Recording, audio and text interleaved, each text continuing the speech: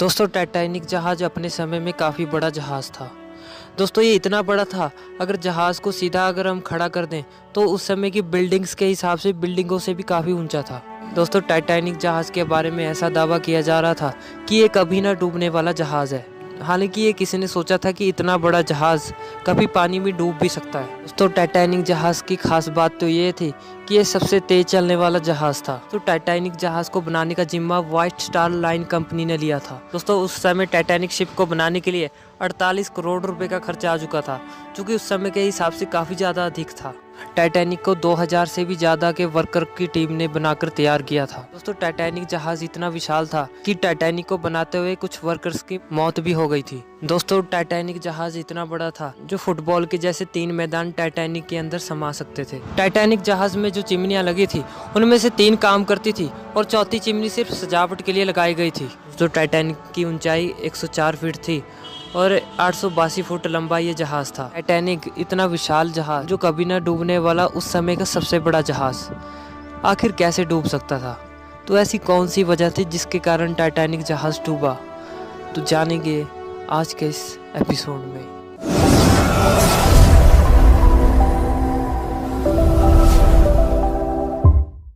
नमस्कार दोस्तों, मेरा नाम है अजय और स्वागत करता हूं आपके अपने चैनल टेक प्लैनेट में।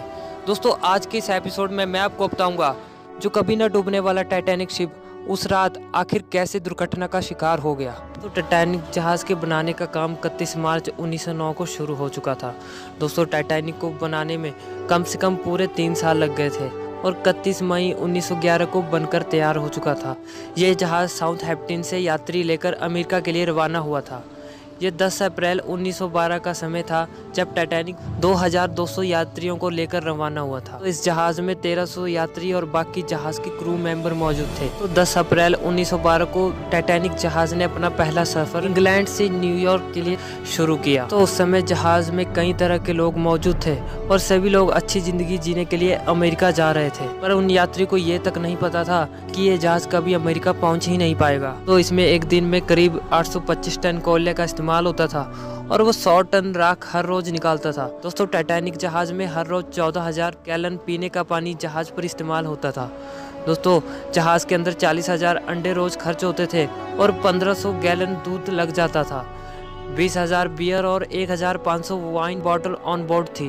दोस्तों अन्य चीज़ों के अलावा 8,000 सिगार भी इस्तेमाल होते थे। दोस्तों टाइटैनिक जहाज के अंदर ए क्लास, बी क्लास और सी क्लास के रूम्स मौजूद थे।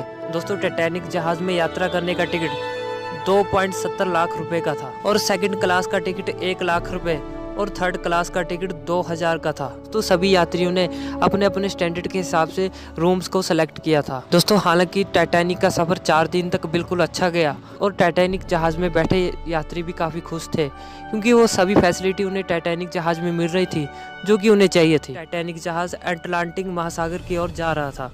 14 अप्रैल 1912 को रविवार की रात में समुद्र में काफ़ी शांति थी और आसमान में चांद भी मौजूद नहीं था।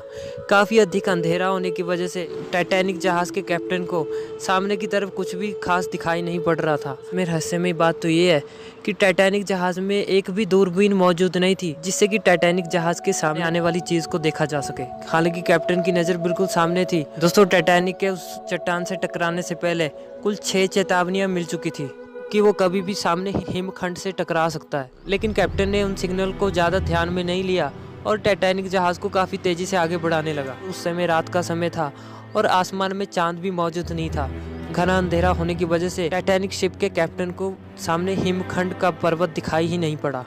दोस्तों लेकिन रात के करीब 11:40 पर खतरे की घंटी बजी और टेलीफोन पर कप्तान को बताया गया कि जहाज़ के रास्ते में एक बहुत बड़ा बर्फ का पर्वत खड़ा है। लेकिन जब तक ये जानकारी मिल चुकी थी तब तक बहुत ही देर हो चुकी थी, क्योंकि जहाज़ उस वक्त किसी भी समय बर्फ से टकराने वाला था। दोस्तों जब तक टाइटैनिक शिप के कैप्टन को ये पता चला कि उसके सामने एक बड़ा सा हिमखंड पर्वत मौजूद है, तब तक जहाज़ के उस पर्वत से टकराने के लिए सिर्फ 35 सेकंड ही मौजूद थे और इतने कम समय में तेज़ रफ्तार से चल रहे टाइटैनिक जहाज़ को मोड़ना बिल्कुल नामुमकिन हो चुका था। दोस्तों बुरी खबर सुनने के बाद ही 40 सेकंड के अंदर ही जहाज बर्फ से टकरा गया और देखते ही देखते जहाज में सभी तरफ छेद होने शुरू हो गए।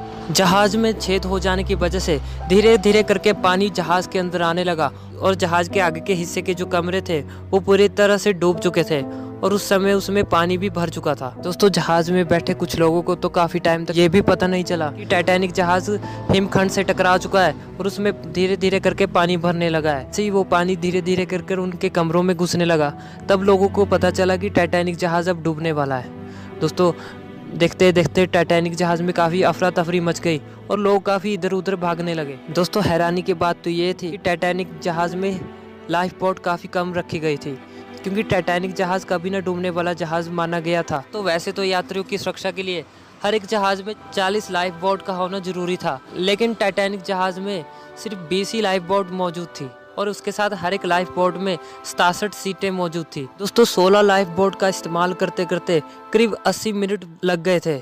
दोस्तों लाइफ बोट में तकरीबन 28 लोग ही बैठे, क्योंकि बाकी लोगों को लगा ही नहीं था कि जहाज डूब भी सकता है। दोस्तों लाइफ बोट में 67 से भी ज़्यादा लोगों को बचाया जा सकता था, लेकिन लोगों की बची अफरा तफरी से और ज़्यादातर लोग लाइफ बोट में कूदना चाहते थे, जिसके कारण लाइफ बोट की रस्सियों को काट दिया गया और 67 की जगह 27 लोगों को ही लाइफ बोट में भेज दिया गया। दोस्तों लाइफ बोट में सबसे पहले महिलाओं और बच्चों को ही उतारा गया, ताकि महिलाओं और बच्चों की जान सबसे पहले बचाई जा सके, और इसी के कारण टाइटैनिक जहाज में सबसे ज़्यादा डूबने की संख्या पुरुषों की थी। तो टाइटैनिक जहाज पर म्यूजिक बजाने वाले भी मौजूद थे। तो टाइटैनिक के डूबने तक लगातार म्यूजिक बजाते रहे, ताकि डूबते हुए टाइटैनिक जहाज में जो लोग मौजूद थे उन्हें हौसला मिल सके।